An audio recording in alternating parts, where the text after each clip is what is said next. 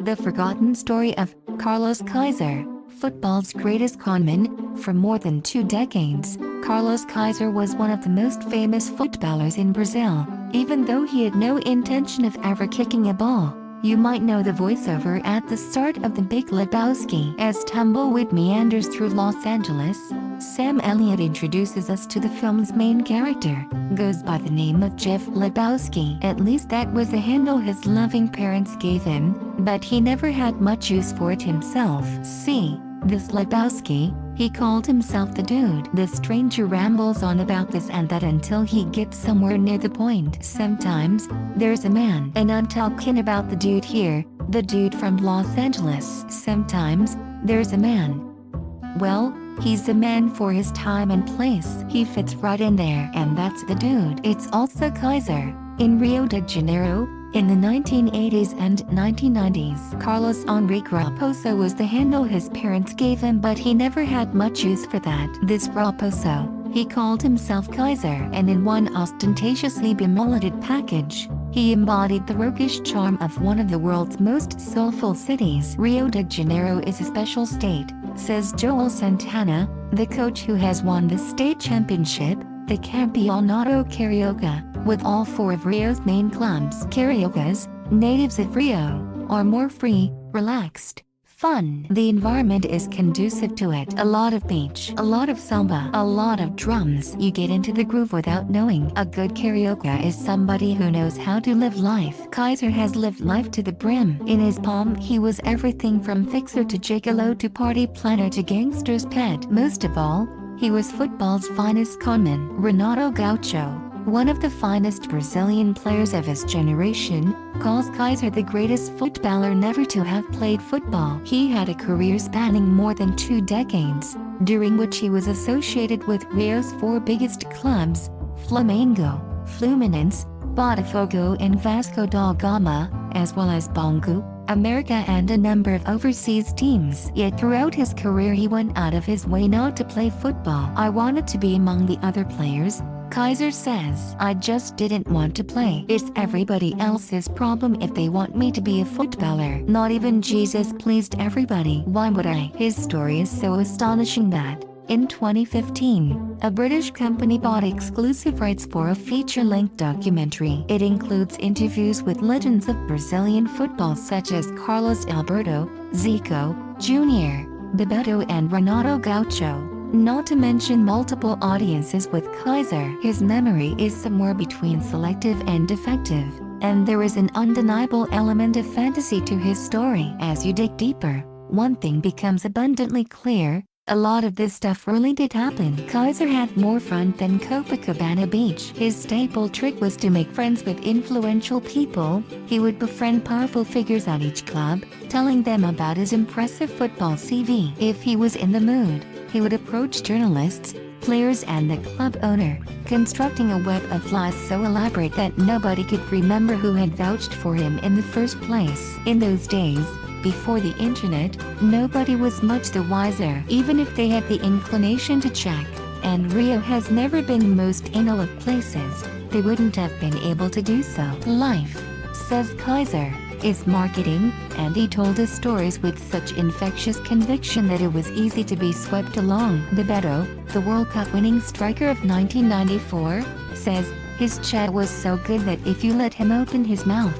that would be it. He'd charm you. You couldn't avoid it. That would be it. In the first training session, Kaiser usually suffered a muscle injury that would keep him out for an indefinite period, during which he would hang around the club and become an unofficial morale specialist. He created a fun, happy and light-hearted mood, says Alexander Torres, the former Brazil international and son of Carlos Alberto. He would tell stories and he would get players dreaming. I think that's why everybody liked him so much. On the few occasions he did train, he had the rare ability to find himself in space. Trouble was that space was usually as far away from the action as possible. In theory, Kaiser was a center forward. In practice he was a real false 9. One team became so frustrated with Kaiser's injuries that they called in a witch doctor. Kaiser brusquely informed him there are some things even black magic cannot cure and sent him packing. He would do anything to avoid playing or win favor. He paid youth team members to clatter him in training so that he could fake injury, and gave watching spectators money to sing his name when the club owner was around. Long before Stephen Ireland came up with the idea, Kaiser was committing grannicide. His grandmother was regularly killed off to help him avoid his inanimate nemesis, the football. Kaiser says he had some talent but chose not to use it. Some interviewees corroborate that, including Jer Pereira, the former Atletico Madrid coach who won more than 20 trophies in his career, although the majority burst out laughing at the suggestion. In Brazil, training sessions would often be preceded by a game of piggy in the middle. He was completely out of his depth, but Beto says he would be dashing from one end to the other, sweating loads. He was knackered before training even started. One day we just said,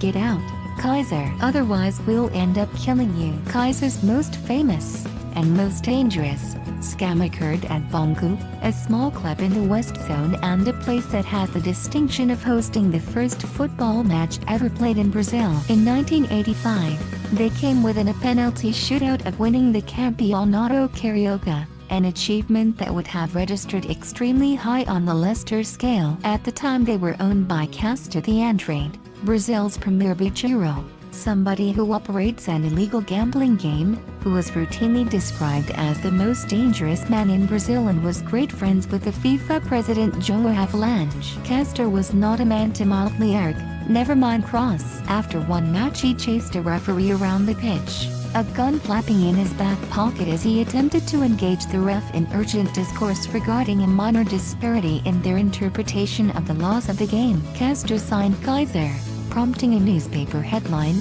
"Bangus It's King." That headline became famous, and not only because Kaiser showed it to everybody at every opportunity. When he arrived he had the usual injury problems. Castor loved him anyway, because of his cheek, his charisma, his chutzpah, and his apparently endless access to beautiful women. He loved Kaiser's personality so much that he wanted to see its manifestation on the pitch. One weekend Kaiser was studiously continuing his rehab at 4 a.m. in Caligula nightclub when word reached him that Castor had sent an order for him to be on the bench the next day. Kaiser panicked before being reassured by the coach that he would stay as a non-playing substitute. Bongo had a dreadful start to the match and were soon 2-0 down. Castor sent a message from the stands via walkie-talkie that it was time to unleash the star signing. Kaiser had two choices. He could go on as substitute, in which case he was dead, or he could refuse to go on,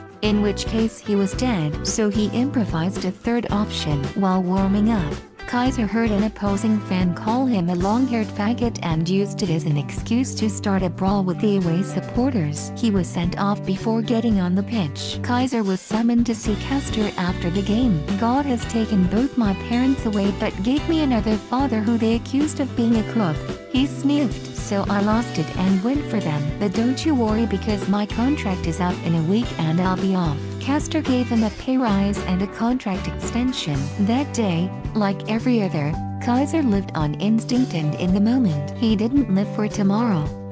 He didn't even live for later today. His life has been a never-ending hustle predicated on a series of small, instinctive scams that make up one gigantic scam. And that's why so many people love him. The Good 171. In Brazil, 171 is the article in the Penal Code that deals with scammers and confidence tricksters. Thus such people are known as 171s. Nearly everyone goes out of their way to tell you Kaiser was a good 171. "I don't know of anybody who has a story showing Kaiser is untrustworthy," said Carlos Alberto, the captain of Brazil's 1970 World Cup winners. In terms of effectiveness, he was a great 171. There were all the low-level scams, losing his wallet, the cash machine swallowing his card, so that he would never have to pay for a meal. This would often be quite a bill. Kaiser goes through phases of binge eating and binge dieting, and on one occasion the staff at a pizza restaurant counted as he went through 70 slices of pizza. Not content with redefining football, Kaiser redefined restaurant culture by introducing the free all-you-can-eat buffet. "I could be penniless, He says that if I had to take a girl out to dinner in the best place in Rio I could. He had no money but he was a self-made VIP. Alexander Torres recalls Kaiser asking his father, Carlos Alberto, the captain of the greatest football team in history, whether he would like to stay in the stunning resort town of Búzios, Brazil's answer to Saint-Tropez, over Christmas and New Year. Carlos Alberto knew that even he would not be able to get a reservation at such short notice but decided to call Kaiser's bluff. 10 minutes later Kaiser came back with a hotel name and a contact, and Carlos Alberto stayed there for 5 days. Carnival. Rio is one of the most unfettered places in the world. The most obvious manifestation of this is in the physical act of love, yet the relationship between sex and misogyny has often been on the unpleasant side of uncomfortable. My whole life has revolved around sex, Kaiser says. There are no other hobbies. If I went to a nightclub I'd spend 10 minutes chatting up a girl and then leave. You just take her into the first bathroom and the first available cubicle, give her one then leave. This all comes from the culture in which I was raised. I came from a very poor culture among ignorant people, so I had it in my head that to have sex you needed to be macho. It's not something I'm particularly proud of. He used his status to chat up women. Sometimes he would show a grainy VHS of a namesake scoring brilliant or vital goals. He was almost in a grainy VHS himself when he went along to a porn audition to support his cousin and made such an impression that he nearly ended up in the film. Kaiser modeled himself on his idol and best friend, the superstar Renato Gaucho, with sunglasses that never came off and an extravagant mullet that he would constantly flick behind his ears. Renato symbolized the last golden age of Brazilian domestic football, when the greats spent the majority of their careers at home and the game had not been infected with professionalism. Renato, Kaiser and another forward called Gaucho were inseparable, while he regularly hung out with Romario, Edmundo and even Diego Maradona, who often came to Rio Carnival. Renato is the superstar Europe never knew, a tall, elegant winger who was almost too hunky to function. The Beto thinks he was as good as Lionel Messi and Neymar. Renato's time might have been 1986 but he was kicked out of the World Cup squad by Telly Santana, a lightning rod for a number of players who sneaked out of the team camp for a night out. Renato had a short period at Roma, when professionalism and the lack of beaches sapped his spirit. The rest of his career was spent in Brazil. Even though the team that won the World Cup in 1994 is remembered with an asterisk because of the conservative style of play, domestic football was as expressive as ever. This was a team when Jogo Bonito was a philosophy rather than an advertising slogan. In 1995, during a particularly glamorous race for the Rio State Championship, Renato, Romario and Tulio had a playful, ongoing public argument about who was the king of Rio. Renato won the argument with his legendary belly goal to win the final of the Campeonato Carioca for Fluminense against Romario's Flamengo. There was another contender for the crown. These days Kaiser is in his 50s and works as a fitness trainer for women, but his legend endures. Those three were just squabbling, says Alexander Torres. They wanted to usurp a guy who was impossible to dethrone. The real king of Rio was Kaiser.